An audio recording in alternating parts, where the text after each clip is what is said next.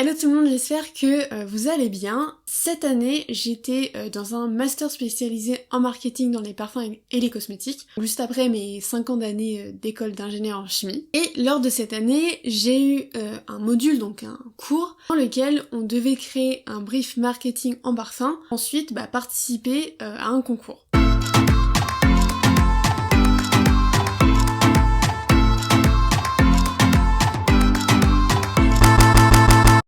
Donc le concours en question, c'est le concours Grâce au Pays des Merveilles, qui est organisé par le Fonds Baudelaire. Donc qu'est-ce que le Fonds Baudelaire? C'est une association qui va permettre de garder le patrimoine de la ville de Grasse. Et donc dans notre classe, on était plusieurs groupes et chacun devait faire un brief marketing en parfum, et le meilleur brief gagnait, et donc permettait d'être utilisé pour la partie parfum, donc créer le jus, et la partie packaging, donc créer le flacon. Sachant que dans le groupe, on n'avait jamais fait de brief marketing et qu'en plus on n'était pas forcément spécialisé dans les parfums mais plus dans les soins, ça paraissait un petit peu compliqué comme ça. Donc nous, les seules consignes qu'on avait, c'était un poème de Charles Baudelaire qui s'appelle Le Flacon. Donc on avait un petit extrait que je vais vous lire juste maintenant.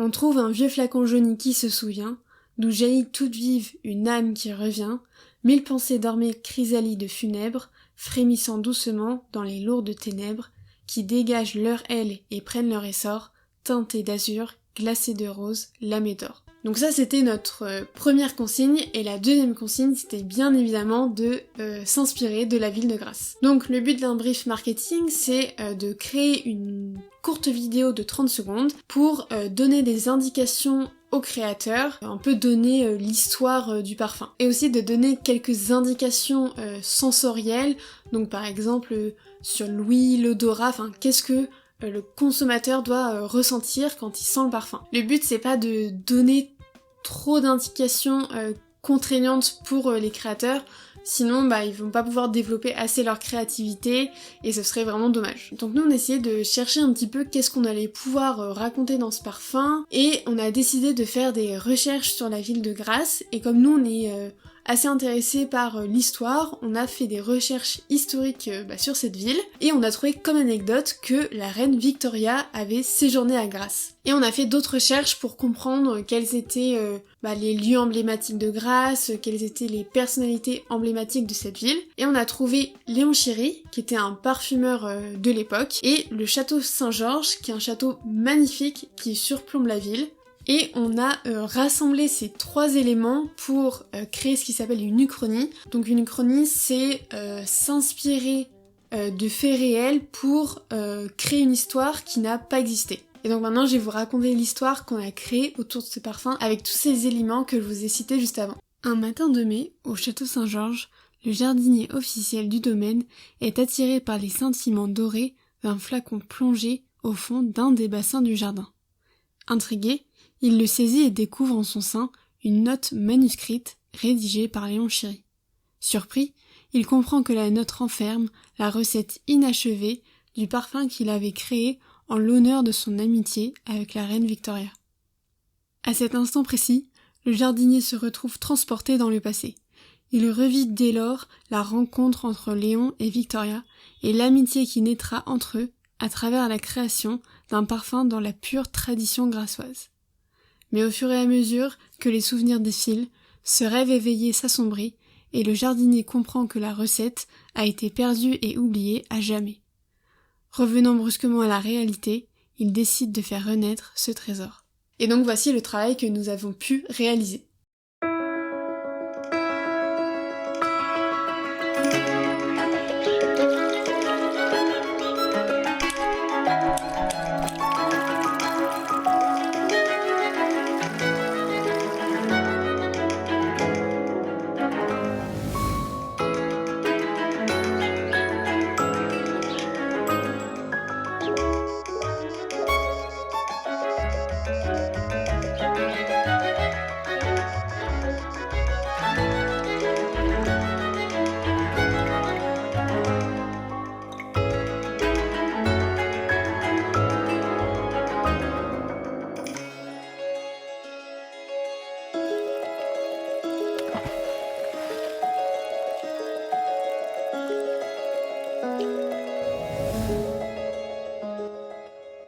Et voilà, donc ça s'est passé en octobre 2023. Donc pendant toute une année scolaire, les candidats libres de chaque école ont pu travailler sur leur projet. Et en juillet 2024, donc c'était le lundi 15 juillet, il y a eu la remise de prix. Et le but c'était de savoir qui avait gagné pour la partie donc parfum jus et la partie flacon. Donc forcément nous on avait tellement envie d'y aller pour voir quel était le résultat final. Et comme c'était un lundi soir et que normalement on travaillait quand même puisqu'on était encore en alternance, on avait décidé de se faire un long week-end de 4 jours. Tout simplement pour visiter le sud. Comme on avait une amie du groupe qui était originaire de Marseille, on a profité pour passer tout le week-end à Marseille. Moi j'y étais jamais allée donc ça m'a permis de découvrir cette ville. Du coup là Léna elle nous avait acheté des petits ventilateurs parce qu'on était tellement plus habitués à supporter une si grande chaleur que ça faisait du bien.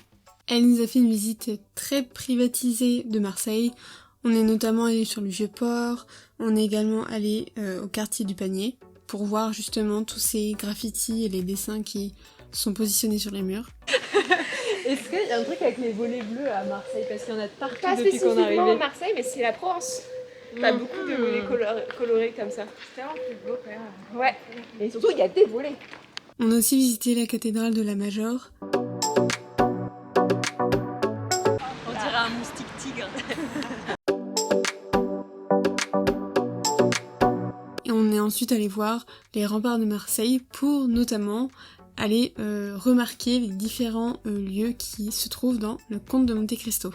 Les parties des petites îles qu'il y a dans cette île dans l'histoire. Dans l'histoire, il parle des usufruits, des issocs, et il y a pour dédier ce truc comme quoi il s'est échappé des îles, il y a une course de natation qui part du fort qui a son flot et qui nage jusqu'au Prado. C'est la course en Monte Cristo. Exactement, Paola. Et on a fini en fin de journée par monter à Notre-Dame de la Garde.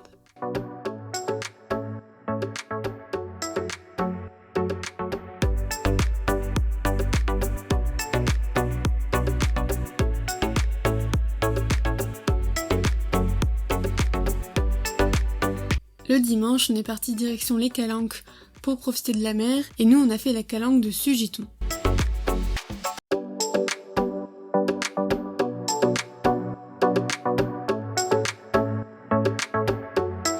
Et le dimanche soir, comme c'était le 14 juillet, on est parti à Cassis pour aller voir le feu d'artifice et en attendant un peu, on s'est dit que ça serait pas mal de faire un jeu de société.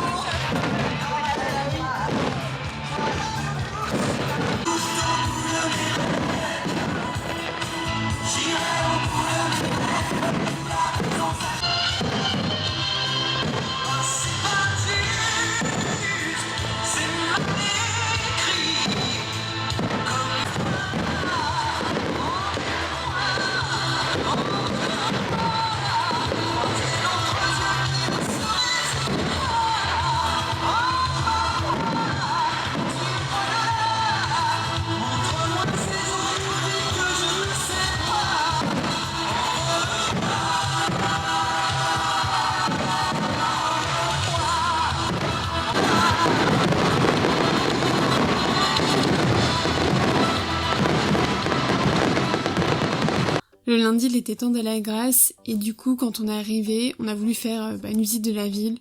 Donc on a visité le musée de la parfumerie et ensuite on a profité d'une petite balade dans la ville. Et enfin, c'était le moment de la soirée tant attendue.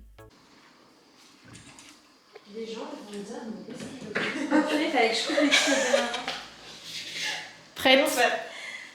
Super prête. Pas vraiment. Pour briller de mille feux. Il reste Pauline. Prête? Ah, je suis prête. Du coup, on s'habille avec nos meilleures tenues pour être en accord avec la soirée. Soirée qui s'est d'ailleurs déroulée dans le château qui est mentionné dans notre brief, qui était le château Saint-Georges. Et d'ailleurs, les propriétaires du château ont proposé aux organisateurs du concours de pouvoir faire cette cérémonie dans ce lieu incroyable. On était tellement heureuses d'être dans un lieu aussi magnifique et de pouvoir ensuite découvrir le résultat final de ce qu'a donné notre brief en application. Quel est ton ressenti? Je suis excitée. Solène. Quel est ton ressenti? Je me sens très très très bien. J'aime les dorures au plafond et les lustres en cristal. Rachel, quel est ton ressenti?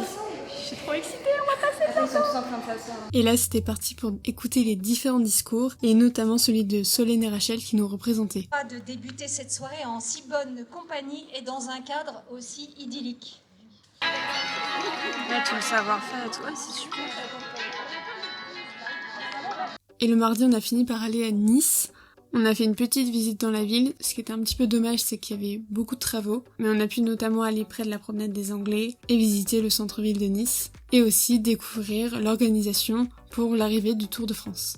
Merci beaucoup d'avoir regardé cette vidéo. J'espère qu'elle vous aura plu. Ça m'a fait super plaisir de partager cette expérience parce que c'est vraiment quelque chose qu'on attendait depuis très longtemps, de pouvoir participer à cette cérémonie, de voir le fruit de notre travail. Et n'hésitez pas à vous abonner, à liker la vidéo et à mettre un commentaire. À bientôt!